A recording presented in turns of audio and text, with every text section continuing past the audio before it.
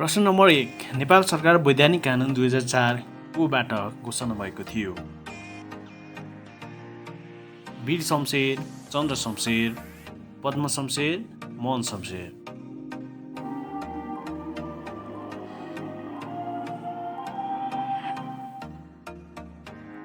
यसको सही उत्तर रहेको छ पद्म शमशेर। प्रश्न नम्बर 2 नेपालको अन्तरिम शासन विधान 2007 कहिले घोषणा भएको थियो?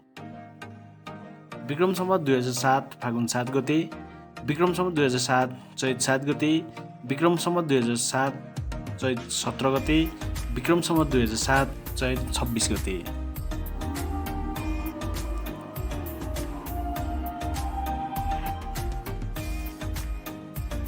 यसको सही उत्तर रहेको छ विक्रम सम्वत 2007 फागुन 7 गते। प्रश्न नम्बर 3 नेपाल अधिराज्यको संविधान 2015 मा कति भाग र धाराको व्यवस्था गरिएको थियो? 20 भाग 96 धारा, 23 भाग 133 धारा, 10 भाग 77 धारा, 7 भाग 73 धारा।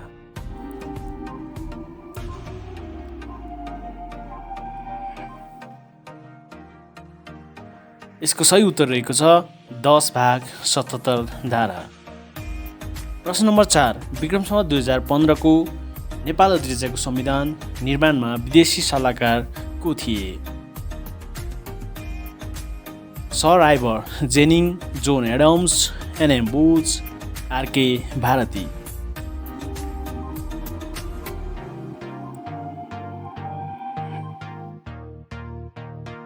यसको सही उत्तर रहेको छ सर आइभर जेनिङ। प्रश्न नम्बर 5 नेपालको संवैधानिक इतिहासमा नेपालको वर्तमान संविधान कतिऔं संविधान हो? 5औं, 6औं, 7औं, 8औं।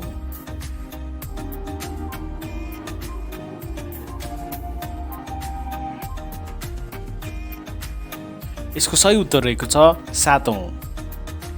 प्रश्न नम्बर 6 नेपालको संवैधानिकको मुख्य विशेषता के हो? संविधानको मुख्य विशेषता के हो? देशको निर्देशित कानुन, देशको आधारभूत कानुन, देशको सान्दर्भिक कानुन, देशको एकीकृत कानुन।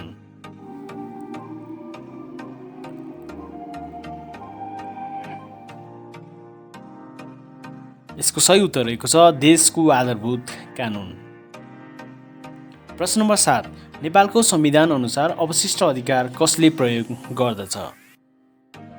राष्ट्रपति, संघीय संसद, सङ्घ, प्रदेश र स्थानीय तह।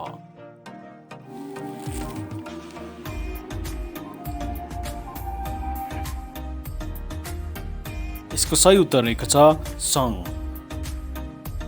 प्रश्न नम्बर 8 नेपालको संविधान अनुसार अवशिष्ट अधिकार कहाँ रहेको छ? प्रदेश, संघीय सरकार, स्थानीय सरकार र सङ्घ र प्रदेश।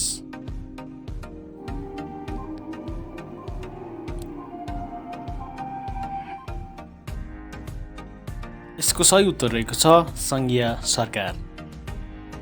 प्रश्न नम्बर 9 नेपालको धर्मनिरपेक्ष राज्य हुने व्यवस्था नेपालको संविधानको कुन धारामा उल्लेख छ? धारा 2, धारा 3, धारा 4, धारा 5।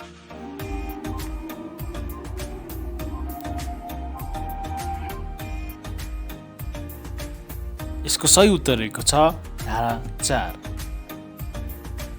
प्रश्न नम्बर 10 देहायकौं मध्ये कुन चाहिँ नेपालको राष्ट्रिय हितको आधारभूत आवश्यकता होइन?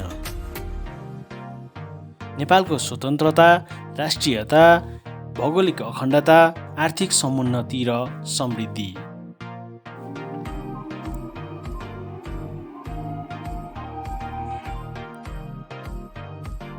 यसको सही उत्तर रहेको छ भौगोलिक अखण्डता। प्रश्न नम्बर 11 कसैलाई पनि मृत्युदण्डको सजाय दिने गरी कानुन बनाइने छैन भन्ने व्यवस्था संविधानको कुन हकमा उल्लेख छ? समानताको हक, स्वतन्त्रताको हक, सम्मानपूर्वक बाँच्न पाउने हक, न्याय सम्बन्धी हक।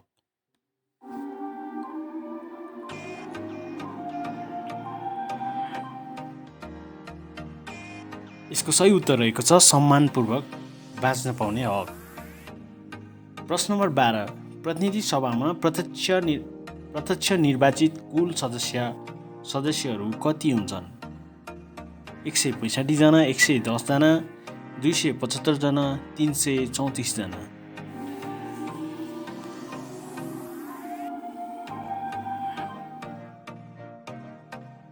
यसको सही उत्तर रहेको छ 165 जना। प्रश्न नम्बर 13 नेपालको संविधान अनुसार राष्ट्रिय सभाको 65 जना सदस्य निर्वाचित गर्ने निर्वाचन मण्डलमा तलका मध्ये कुन पदाधिकारीहरू रहने व्यवस्था छैन? प्रदेश सभाका सदस्यहरू, गाउँपालिकाको अध्यक्ष, नगरपालिकाको उपप्रमुख, जिल्ला समन्वय समितिको प्रमुख।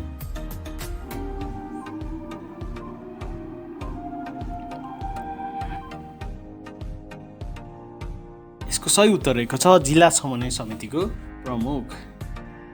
प्रश्न नम्बर 14 नेपालको संविधान अनुसार प्रतिनिधि सभाको सदस्य हुन कति वर्ष उमेर पुरा भएको हुनुपर्दछ?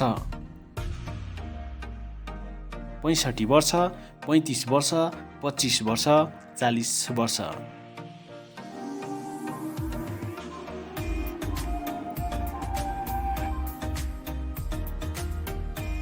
यसको सही उत्तर रहेको छ 25 वर्ष। प्रश्न नम्बर 15 राष्ट्रिय सभामा राष्ट्रपतिले मनोनयन गर्ने संसदहरूको सङ्ख्या कति हुन्छ? 5 जना, 3 जना, 2 जना, 4 जना।